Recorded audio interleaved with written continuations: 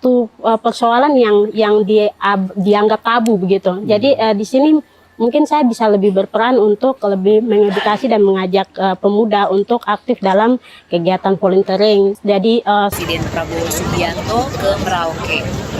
Pada saat ini Presiden meninjau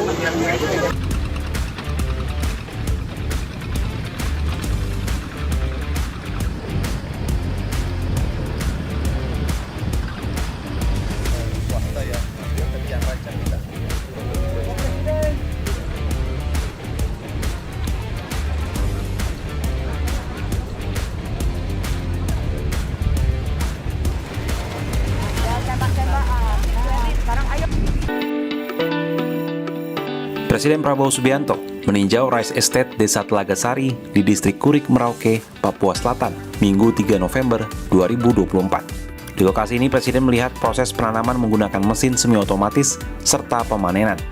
Presiden juga sempat mencoba mengoperasikan mesin panen itu.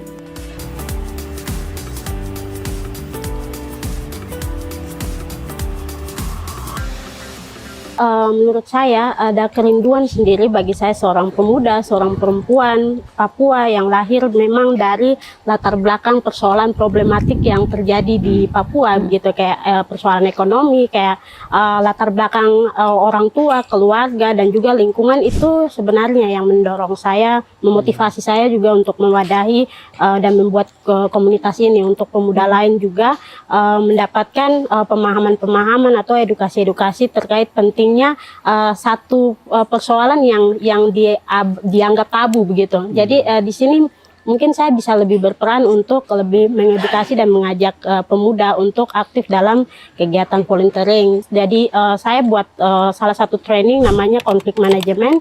Itu kita buat suatu analisis konflik yang dimana pemuda atau yang kemudian menjadi volunteer di Data Papua itu mereka bekerja untuk juga mengedukasi tentang persoalan-persoalan based on their experience, belajar tentang menganalisa suatu permasalahan gitu, menetapkan aktor-aktor dan juga faktor-faktor yang menjadi dampak negatif dan buruknya begitu. Kami di Data Papua itu kita lebih mendidik anak-anak kami untuk cinta lingkungan gitu, cinta tentang alam Papuanya begitu. Kalau di sekolah mereka banyak belajar soal bagaimana menulis, membaca, belajar supaya pintar, bisa bekerja, mendapatkan uang.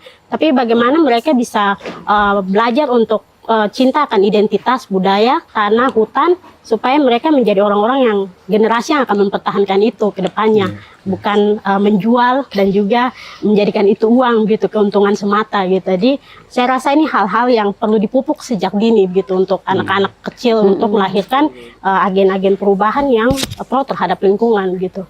Jadi menurut saya ini sangat luar biasa, kolaborasi yang luar biasa dengan teman-teman dari berbagai daerah di seluruh tanah Papua dan juga teman-teman peduli lingkungan di lembaga-lembaga yang mendukung problematika masyarakat adat saat ini. Usia berapa itu yang di? Kami di Data Papua itu sejak 2019 dan juga memang pelajaran-pelajaran tentang pentingnya identitas, tentang ras, tentang agama, tentang suku, tentang marga. Mereka itu belum mendapatkan pendidikan itu secara intens sama orang tua gitu, kayak fokus orang tua harus ke ekonomi kan. Jadi fokus anak-anak untuk mendapatkan pendidikan budaya itu masih sangat kurang gitu. Beberapa waktu belakangan, isu masyarakat adat dan hutan Papua viral di berbagai media dan sosial media melalui tagar All Eyes on Papua. Konteksnya saat itu, Pak Franky Woro dan masyarakat adat Auyu dan Moi datang ke Jakarta untuk melawan secara legal dan terhormat. Hajat hidup mereka terancam deforestasi besar-besaran untuk industri sawit di wilayah Bovendigul. Sebenarnya kalau ngomongin hal kayak gini, suku Auyu cuma salah satu contoh saja. Karena industri ekstraktif ini nyatanya sedang mengancam ratusan suku lainnya di Papua. Bahkan kalau mau bicara lebih luas lagi, apa yang terjadi di Papua ini sebenarnya sudah dialami saudara-saudara kita di Kalimantan dan Sumatera. Apa yang sebenarnya terjadi sehingga isu di Papua ini akhir-akhir ini menjadi viral? Iya, jadi kalau kita melihat Papua ini kita menyebutnya adalah benteng terakhir hutan alam yang tersisa gitu ya di Indonesia, karena di Sumatera, di Kalimantan ya, apalagi di Jawa itu hutan alamnya sudah boleh kita katakan habis gitu ya.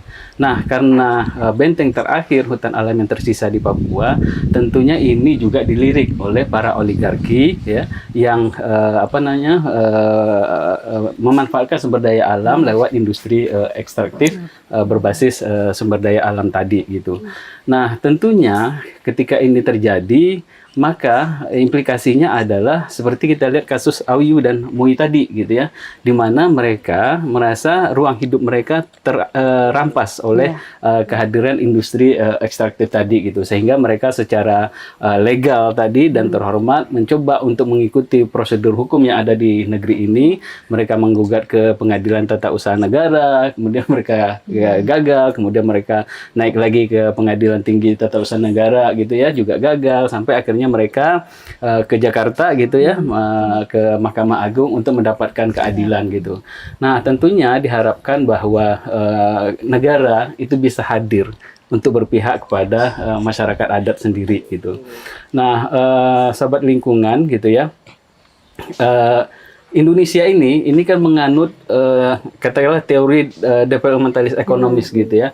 Nah, teori ini sangat erat kaitan dengan PDB, produk domestik bruto, dan biasanya ini PDB ini digunakan sebagai ukuran gitu ya untuk melihat pertumbuhan ekonomi, kemudian kesejahteraan masyarakat, termasuk juga daya saing gitu. Nah, PDB sendiri ini nilai ukurnya itu adalah semua aktivitas ekonomi yang dilakukan dalam suatu negara gitu ya, baik itu memproduksi barang maupun jasa gitu ya, itu dinilai lewat PDB tadi gitu. Nah, untuk meningkatkan PDB ini yang dilakukan itu adalah bagaimana meningkatkan ekspor gitu. Nah, sektor perkebunan, sektor pertanian, kemudian juga pertambangan, ini kan ujung-ujungnya juga ekspor gitu. Nah, ini bagian dari upaya untuk meningkatkan PDB tadi gitu. Nah, pertanyaannya adalah siapa yang sebenarnya menikmati? Benar.